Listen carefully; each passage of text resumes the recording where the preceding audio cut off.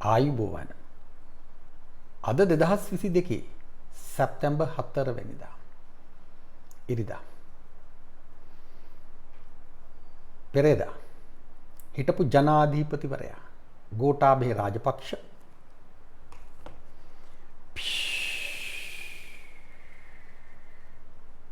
තමන්ගේ මව්බිමට ශ්‍රී ලංකාවට ගොඩ බැස්සා.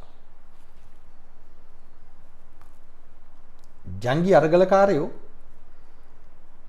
කටුනායක බණ්ඩාරනායක ජාත්‍යන්තර ගුවන්තොටුපොළ වට කෙරුවද පාරවල් දිගේ ජංගි අරගල රිලා නැටුම් නැටුවද කළුකොඩි දැම්මද එකෙක් hina වෙනවා කොචොක් කරනවා හූ කියනවා කහිනවා කිඹුහුමක් යවනවා මී කියනවා ඇහුණද දැක්කද නෑ. සමාජ මාධ්‍ය කාර්යෝ YouTube කාර්යෝ වගේ වගක් නෑ. ප්‍රසිද්ධ ජනප්‍රිය ජනමාධ්‍ය සිද්ධිය ඊටාත්ම පිළිවෙලට සැකවින් වාර්තා කෙරුවා. දැක්කනේ හුණත් චුච්චුක් ගන්න. ඊටාම පැහැදිලි ජංගි අරගලේ කතාව.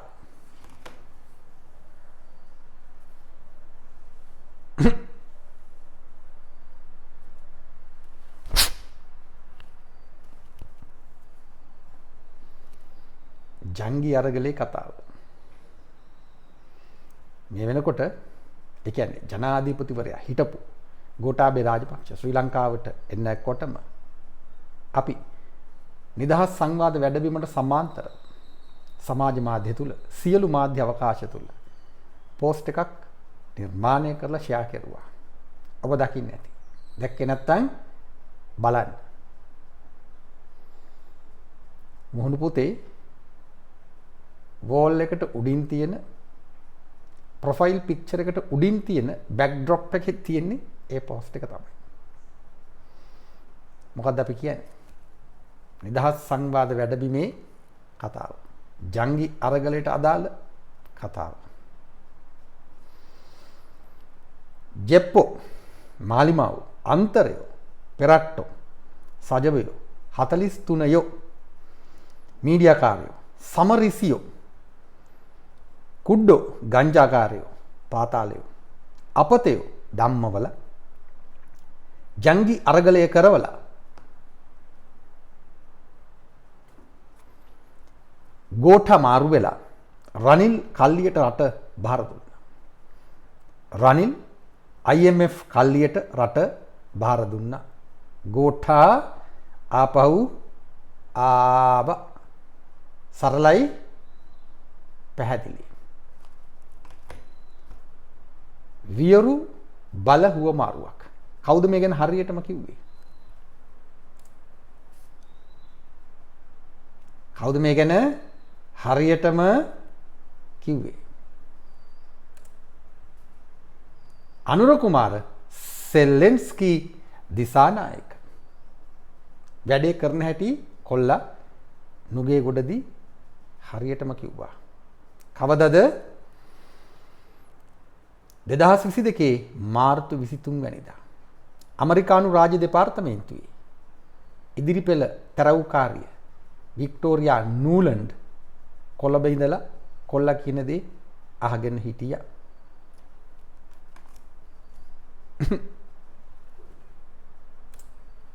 මේ රට මේ විනාශයට පත් කරනවද?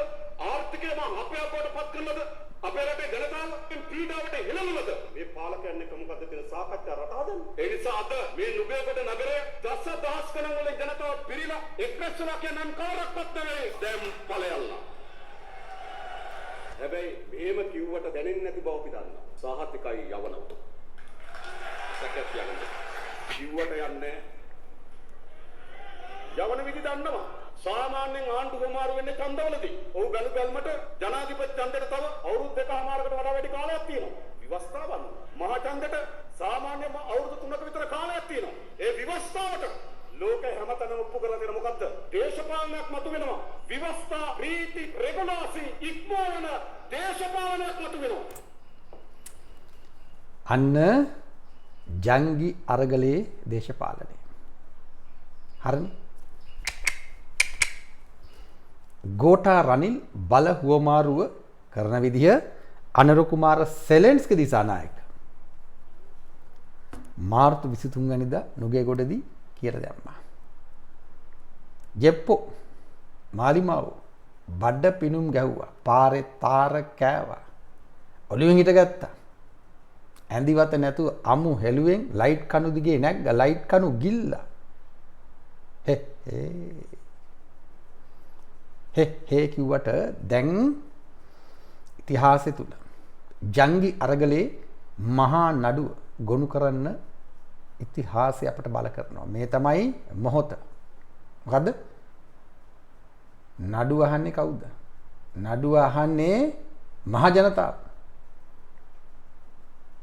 ඉතිහාසය කියන මහා අධිකරණය තුල. හරිනේ. අපි තමයි සාක්ෂිකරු.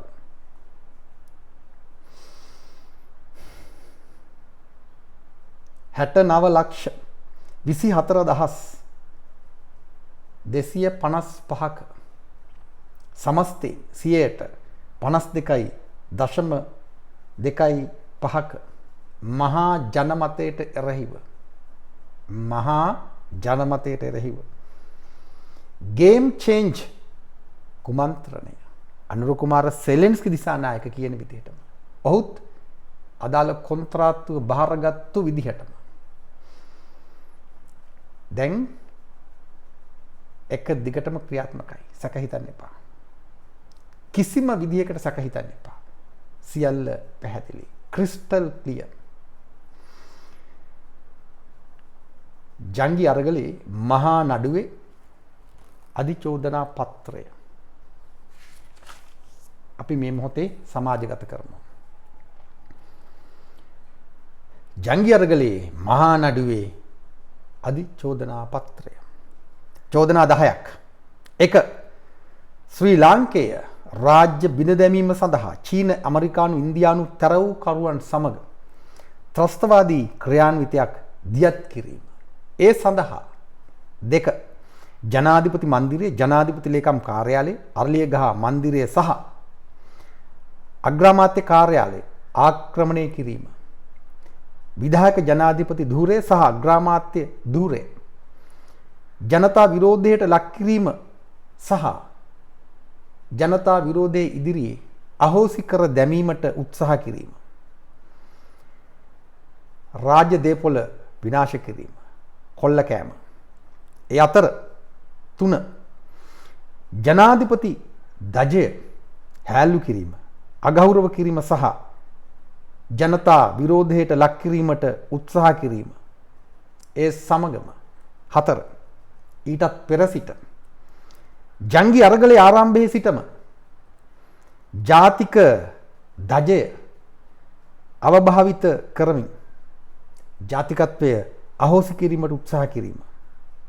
එකෙක් ජාතික ධජයෙන් අමුඩේකුත් ගැහුවා. ලෝකේ එකම රට. ඌ තාම නිදැල්ලේ. එමගින් ශ්‍රී ලාංකේය රාජ්‍ය බිඳ දැමීමේ අඛණ්ඩ ක්‍රියාන්විතයට මහජන මනෝභාවය සකස් කිරීමට උත්සාහ කිරීම. මහජන මනෝභාවය විකෘති කිරීම. ඊට සමාන්තරව 5. රාජ්‍ය අතික්‍රමණය කරමින් නීති ආධිපත්‍ය ත්‍රස්තවාදී ක්‍රියාකාරකම් හරහා බරපතල අභියෝගයට ලක් කිරීම. ඒත් එක්කම 6. තෝරාගත් දේශපාලන නියෝජිතයන් සහ ඔවුන්ගේ සහායකයන් අනුගාමිකයන් ඝාතනය කිරීමට උත්සාහ කිරීම. ක්‍රූර වද හිංසා පැමිණීම, අගෞරවයට ලක් කිරීම, අපහාසයට ලක් කිරීම, ඔවුන් සතු දේපොළ ගිනි තබා විනාශ කිරීම, කොල්ල කෑම. ඊට සමගාමීව 7. පුද්ගලික පොදු වාහන ගිනිබත් කරමින් සහ ඒවාට පහර දෙමින් මහජනතාව තුළ මරණ බිය ඇති කිරීම, දේපොළ විනාශ කිරීම, සාමාන්‍ය ජන ජීවිතය අඩාල කිරීම, මහජන සාමය කඩ කිරීම. ඒ විතරක් නෙවෙයි. 8. මහජන සාමය කඩ කරමින්ම ජාතිවාදී ආගම්වාදී සහ වර්ගවාදී ක්‍රියාකාරකම් සිදු කිරීම. ඒ සඳහා සර්ව ආගමික සංහිඳියාව ජාතික සමගි වැනි තේමා පාඨ අවභාවිත කිරීම. 9. මත්ද්‍රව්‍ය ජාවාරම් සක්‍රිය කර ගැනීම. 10. ශ්‍රී ලංකාවේ ප්‍රතිරූපයට බරපතල හානි සිදු කිරීම. අධිචෝදනා 10ක් ඊටම පැහැදිලි. ඉතිහාසය මේ මහා නඩුව අහනවමයි. වග උත්තරකරුවන් 100ක්. ඔබේ නමත් තියේදැයි බලන්න.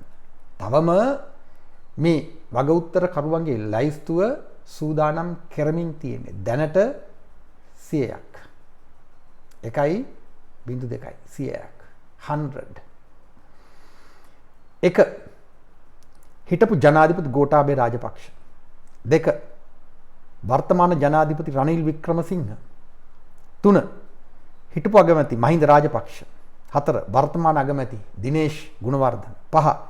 හිටපු කැබිනට් මණ්ඩලය. 6. වර්තමාන කැබිනට් මණ්ඩලය. 7. පාර්ලිමේන්තු සියලු මන්ත්‍රීවරු. 8. ආරක්ෂක අමාත්‍යාංශ ලේකම් ජෙනරාල් කමල් ගුණරත්න. 9. නීතිපති සංජය රාජරත්න. 10. බුද්ධ්‍යංශ ප්‍රධානී. 11. ආරක්ෂක මාණ්ඩලික ප්‍රධානී ජෙනරාල් ශවේන්ද්‍ර සිල්වා. 12. ත්‍රිවිධ හමුදාපතිවරු. 13. පොලිස්පති සී.ඩී. වික්‍රමරත්න. 14. ශ්‍රී ලංකා නීතිඥ සංගමේ සභාපති ජනාධිපති නීතිඥ සාලී පීරිස්. 15. ජනාධිපති නීතිඥ සරත් ජයමාන. 16. නීතිඥ සුනිල් වටගල. 17. නීතිඥ මනෝජ් නානායක්කාර. 18. නීතිඥ අමිල එගොඩ මහවත්ත. 19. සජබ නායක විපක්ෂ නායක සජිත් ප්‍රේමදාස. 20. සජබ පාර්ලිමේන්තු මන්ත්‍රී හිරුනිකා ප්‍රේමචන්ද්‍ර. 21. අමාත්‍ය සජබ පාර්ලිමේන්තු මන්ත්‍රී ඒ මොහොතේ හරින් ෆර්නෑන්ඩෝ. අමාත්‍ය සජබ පාර්ලිමේන්තු මන්ත්‍රී ඒ මොහොතේ මනුෂ්‍ය නානායක්කාර. 24. සජබ පාර්ලිමේන්තු මන්ත්‍රී සරත් ෆොන්සේකා. 24 ඉස්සර වෙලා 23. සජබ පාර්ලිමේන්තු මන්ත්‍රී පාට්ඨලි චම්පක රණවක. 25. ජවිපේ මාලිමා නායක පාර්ලිමේන්තු මන්ත්‍රී අනුර කුමාර දිසානායක හෙවත් අනුර කුමාර සෙල්ලෙන්ස්කි දිසානායක. 26. ජවිපේ මාලිමා පාර්ලිමේන්තු මන්ත්‍රී විජිත හේරත්. 27. ජවිපේ මාලිමා කේඩී ලාල්කාන්ත්. 28. ජවිපේ මාලිමා සුනිල් හඳුන්නෙත්ති. 29. මාලිමා පාර්ලිමේන්තු මන්ත්‍රී හරිනි අමරසූරිය. 30.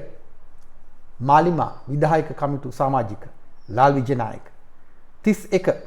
ජවිපේ මාලිමා වසන්ත සමරසිංහ වෘත්තීය සමිති නායක. 32. ජවිපේ මාලිමා මහින්ද ජයසිංහ වෘත්තීය සමිති නායක. 33. වෘත්තීය සමිති නායක ජෝසප් ස්ටාලි. 34. වෘත්තීය සමිති නායක රවි කුමුදේශ්. 35. වෘත්තීය සමිති නායක සමන් රත්නප්‍රිය. 36. පෙරටුගාමි සමාජවාදී පක්ෂයේ නායක කුමාර ගුණරත්න. 37. පෙරටුගාමි සමාජවාදී පක්ෂයේ දුමින්ද නාගමු. 38. පෙරටුගාමි සමාජවාදී පක්ෂයේ පුබුදු ජයගොඩ. 39. පෙරටුගාමි සමාජවාදී පක්ෂයේ චමීර කොස්වත්ත. 40. අන්තර් විශ්වවිද්‍යාලීය ශිෂ්‍ය බල මණ්ඩලයේ කැඳවුම්කරු වසන්ත මුදලිකි. 41. අන්තර් විශ්වවිද්‍යාලීය ශිෂ්‍ය බල මණ්ඩලයේ ගල්වැව සිරි ධම්ම හිමි.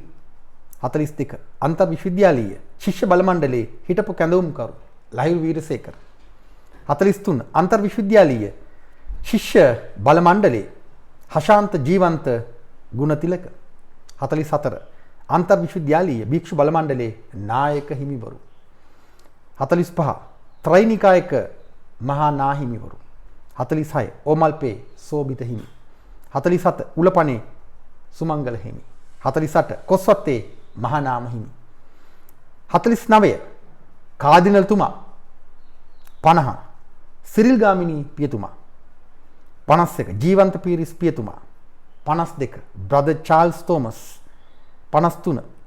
මතු නම් කිරීමට නියමිත මුස්ලිම් පූජකවරු 54 මතු නම් කිරීමට නියමිත හින්දු පූජකවරු 55 කැපිටල් මහරජා මාධ්‍ය නියෝජිත උමායා කෝවලගොඩගේ 56 කැපිටල් මහරජා මාධ්‍ය නියෝජිත රොෂාන් වටවල 57 කැපිටල් මහරජා මාධ්‍ය නියෝජිත වින්දන ප්‍රසාද් කරුණාරත්න 58 උපුල්ශාන්ත සන්නස්කල 59 සුදත්ත තිලකසිරි 60 සේපාල් අමරසිංහ 61 දමිතා බේරත්න 62 දුලික මාරපන් 63 යහලි සංගක්කාර 64 දිල්හානි ඒකනායක 65 සමනලි ෆොන්සේක 66 මහේෂි මදුසංකා 67 බේබි ශානිකා 68 ජගත් මනුවර්ණ 69 සේනාදි ගුරුගේ 70 ජෙහාන් අප්පුහාමි 71 දානිස් අලි 72 කැලුම් අමරසිංහ 73 රතිඳු සේනාරත්න හේවත් රැට්ටා 74 ඩිලාන් සේනාරත්න 75 අවිෂ්ක විරාජ් කෝනාර 76 විදර්ශන කන්නංගර 77 රෝහණ වීරසිංහ 78 සුනිල් ආරියරත්න 79 නන්දා මාලිනී 80 සමන්නාතා උදහෙට්ටි 81 මොහන් රාජ් මඩවල 82 ස්වර්ණ මල්වාරච්චි 83 රොඩ්නි වර්ණකුල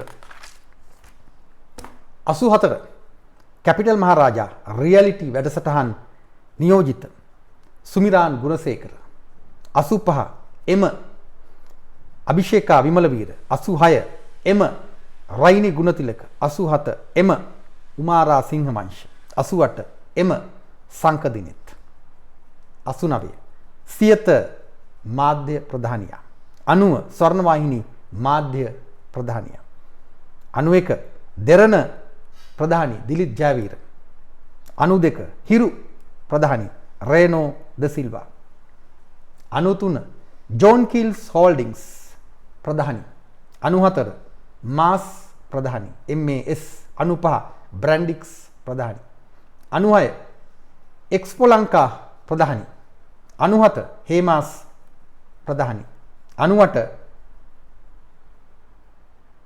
හිර්ඩා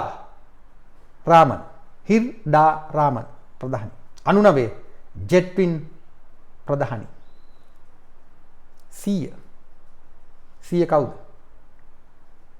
කවුද කැවුතු ආච්චි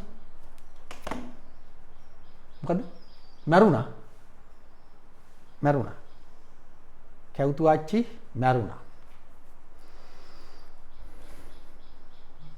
හරි අධිචෝදනා ලෑස්ති වග උත්තර කරුවන්ගේ නාම ලේඛනය අපි එකතු වෙලා හදමු. තව ඉන්නවා නම් කියන්න. කවුද? බැසිල් රාජපක්ෂ.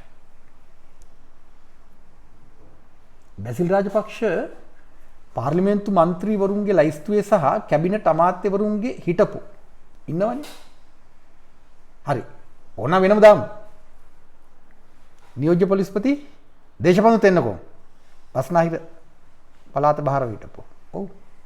මෑන් වෙනම දාන්නත් පුළුවන්. පොලිස්පති කිව්වහම මෑන් අයිති වෙනවා. පොලිසිය අයිති වෙනවනේ. අපරාධ පරීක්ෂණ දෙපාර්තමේන්තුව ඇතුළු කැරලි මර්දන ඒකකයේ ඒ සියලු දෙනා අයිති වෙනවා.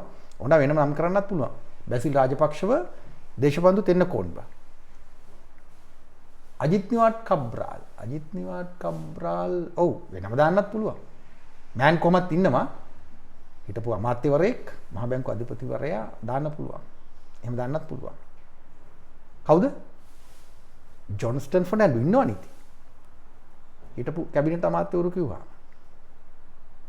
රත්තරන් ඔක්කොම ඉන්නවා හිටපු කැබිනට් අමාත්‍යවරු. සහ තව අවශ්‍ය අය ලයිස්තුගත කරන්න. එක එක නම් කියන්න එපා. කමෙන්ට් කරන්න. ඒ නම් සියල්ල එකතු කරලා අපි ජංගි අරගලේ මහා නඩුව අහනවාමයි.